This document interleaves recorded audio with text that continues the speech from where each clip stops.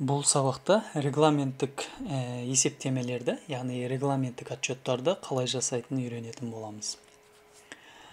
Ол үшін отчеты, регламентированный отчеты деген бар. Бұны да белгілеп қойыңыздар.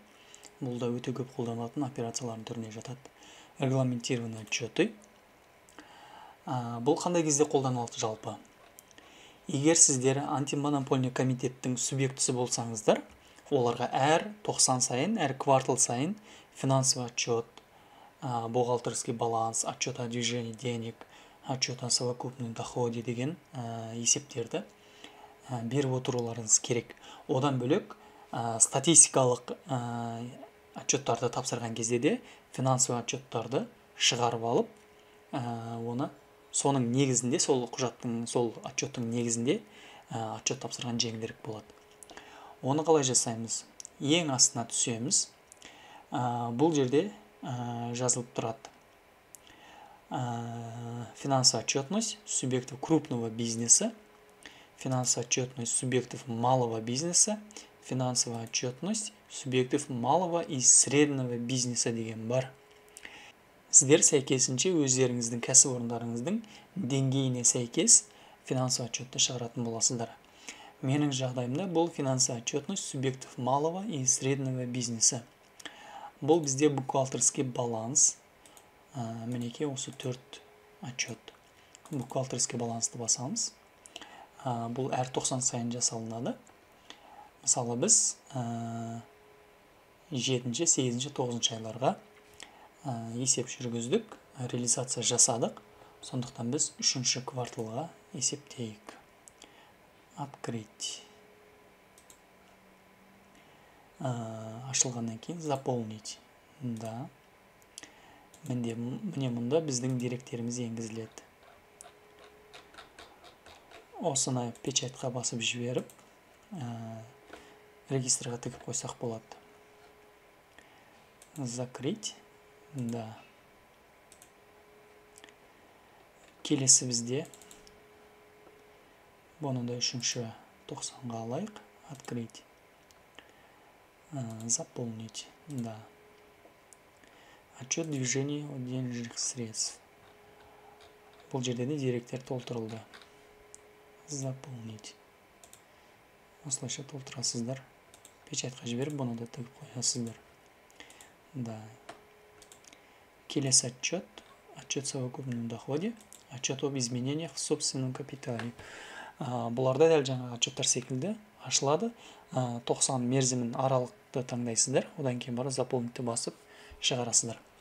Келесі көп қолданылатын регламенттік отчет. Бұл бізде справка о заработной плате. Расчет по отчислению и удержанию индивидуального подоходного налога.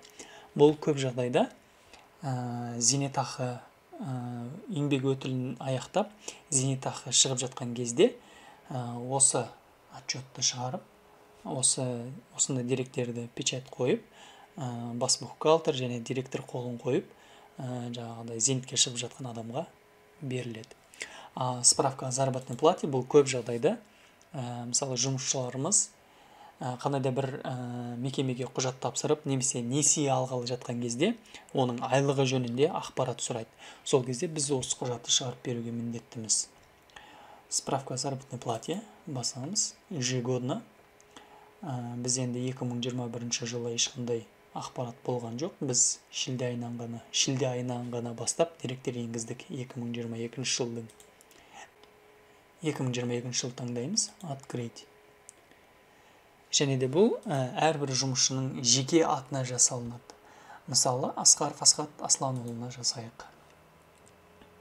Заполнить. Мінекей. Соңғы 3 айда алған жалақы көрсеткіштері. Мұнда есептелінген начисление, одан ұсталынған салығы, зейнетақы, жеке табыс салығы және взносы жасаймыз, медициналық сақтандыру шегерімдері. Бұны да печатьқа басып, шығарып, жұмысшыға береміз.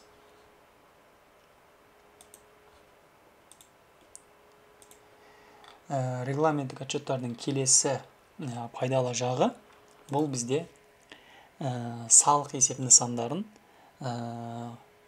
жасауға, сформировать етуге өте тиімді. Мысалы, біз алғашқы уақытта упрощенный, яғни жеңілдетілген жауапкершілігі шектеулі серіктестігіміз. Сол себепті біз 200-ші форманы ФНО-ны тапсырмаймыз. Ал егер сіздердің жылдық табыстарыңыз асып, общеустановленный режимге өткен жағдайда сіздер 200-й форманы міндетті түрде тапсыруларыңыз тиіс. Одан кейін барып НДС-қа тіркелген күннен бастап НДС-ті тапсырасыздар.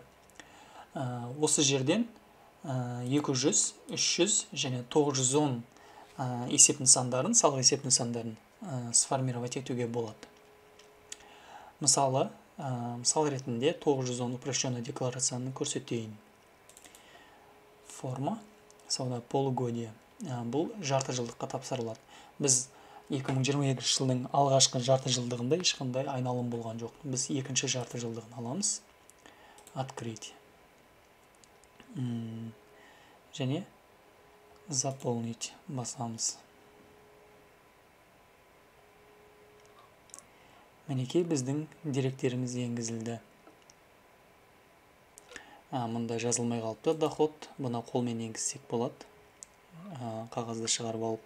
Келесі бетінде біздің салықтарымыздың деректері енгізілуі тиіс. Мінекей ИП-ен енгізілген. Үшінші бет. Бұл жалақыдан ұсталынған, ай сайын берілген жалақылар. Одан ұсталынған соцотчисление және салықтардың түрлері барлық деректер енгізілген. Барлығы бар. Осы салық есеп нысанының негізінде біз отчет тапсырсақ болады. Ал доходты мұнда енгізілмей қалыпты. Оны біз оборотный сальдо ведомостьтен қарасақ болады.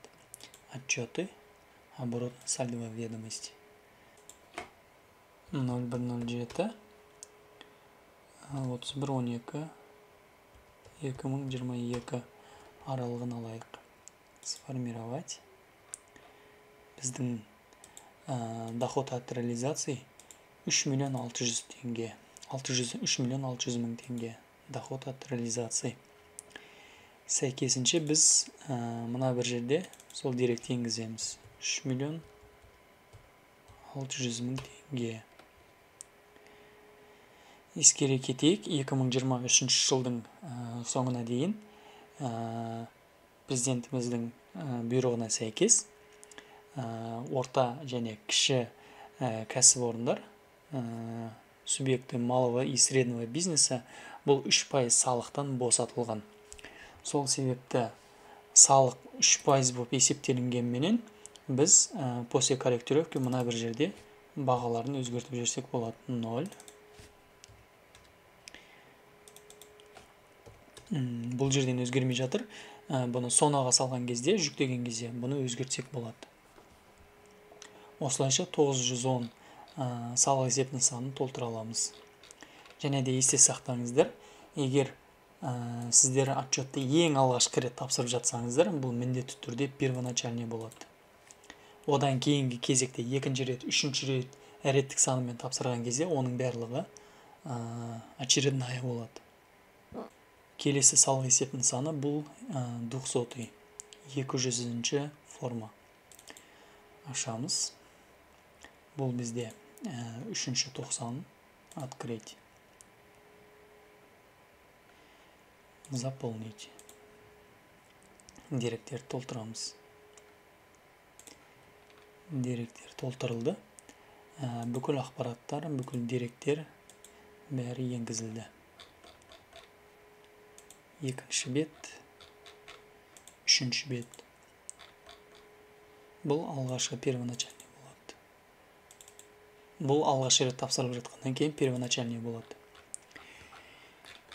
Енді осы салық есеп нысанын выгрузка жасап алып, соны программасы арқылы салық комитетіне тікелей жіберсек болады.